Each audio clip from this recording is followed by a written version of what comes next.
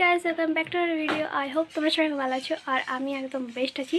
তো আমি দিদি আর জিজু যাবো গনগনি ঘুরতে, আর তোমরা থাম্বনেল দেখে বুঝতে পেরে গেছো আশা করছি।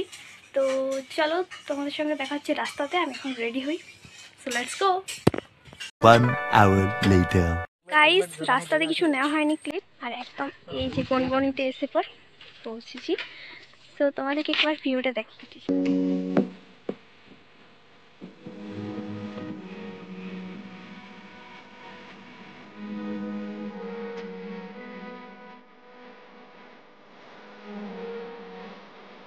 তো বাসারে টিকিট নেওয়ার পর আমরা এন্ট্রি করছি এখানে। আর এই দেখো সাইডগুলো কি সুন্দরভাবে গাছ আছে, আমার প্রচণ্ড ভালো লেগেছে। তো এখানে এন্ট্রি করার জন্য প্রত্যেক জনকার 5 টাকা করে নেয়। তো আমরা 15 টাকা দিলাম আর এন্ট্রি করে নিলাম। আর জায়গাটা জাস্ট ওয়াও। এটা ছিল হোটেল আর সামনে এটা ছিল রিসেপশন। এখন তো সব ফাঁকাই আছে, আমরা এসেছি আর বাকি আসছি। দিদি কিছু বল। হাই, এখানে জিজু তুলছে ফটো, ফাঁকাই আছে, ভালো রেকর্ডিং। আজকের আবহাওয়াটা ভালো ছিল আর রিসোর্টটা ফাঁকা ছিল, সেজন্য ভিডিও করার জন্য বেস্ট ছিল।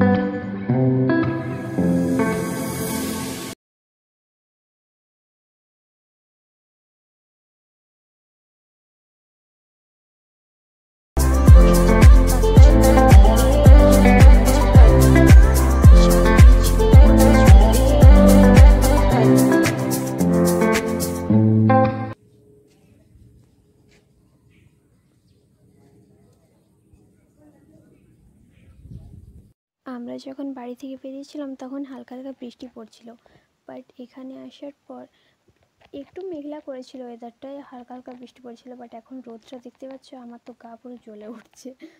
তো এখন আমি গাছের উপরে উঠে গেছি, বিকজ এখানে আমি ছবি তুলব সেই জন্য। আর ওই ধারে দিদি জিজু ভিডিও করছে, তারপর আমারটা করে দেবে। তো এত বকার পর, ভিডিও করার পর, ফটোশ্যুট করার পর এখন আমার জল তৃষ্টি পেয়ে গেছে। আর আমি ভাবতে পারিনি এত রোদ দেবে, না হলে আমি এই ড্রেসটা পরে আসতাম না। তো তোমরা বুঝতে পারছো আমার পুরো গাটা জ্বলন করছিল এখানে থেকে। তো আমরা কটেজের পাশে রাস্তাতে যাচ্ছিলাম ওই সাইডে, আর প্রত্যেকটা কটেজের নামগুলো ছিল নদীর নাম অনুযায়ী। আর এই সবুজ খড়ের মতো জিনিসটাতে হয়তো রান্না করা হয় পিকনিকের সময়। আর এই সাইডটা দেখো। তো ওই পাশ দিয়ে আমরা এই উপরে ওঠার জন্য এলাম, আর চারিদিকটা তো তোমরা দেখতে পাচ্ছ সবুজ সবুজ সবুজ। আমার বেশ ভালো লাগলো জায়গাটাকে দেখে পর। তো জিজু তো আগে উঠে গেছে, আমি আর দিদি নড়ে চড়ে উঠছি এখন। আর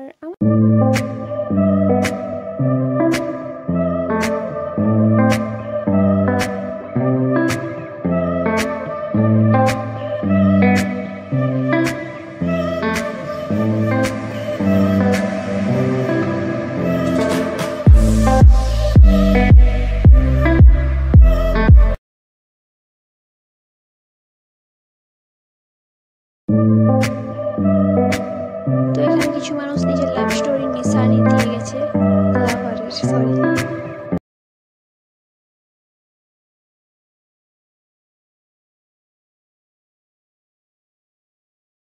তো আমরা সেই উপরটা দেখেছিলাম, আই হোপ তোমরা ভিডিও দেখে নিয়েছো। আর এইখানে আমরা মনে হচ্ছে ঘর যাচ্ছি, আমার কিছু বলছে না কেউ, দেখি কতদূর কি হয়। দিদি এখানে ফটো তোলার জন্য কটেজটাকে যাচ্ছে, বাট ভাড়া নেব না। আর তোমরা একটু দেখে নাও সাইডগুলো।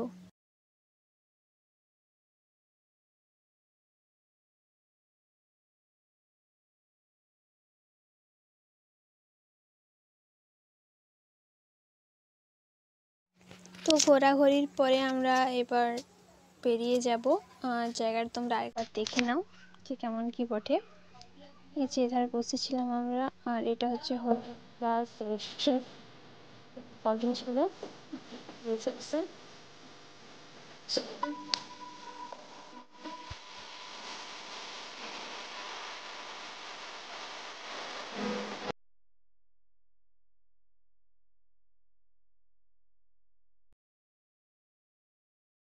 তো বাইরে আসার পর আমি আর জিজু গেলাম আইসক্রিম নিতে, আর আমাদের ফেভারিট আইসক্রিমগুলো নিয়ে নিলাম।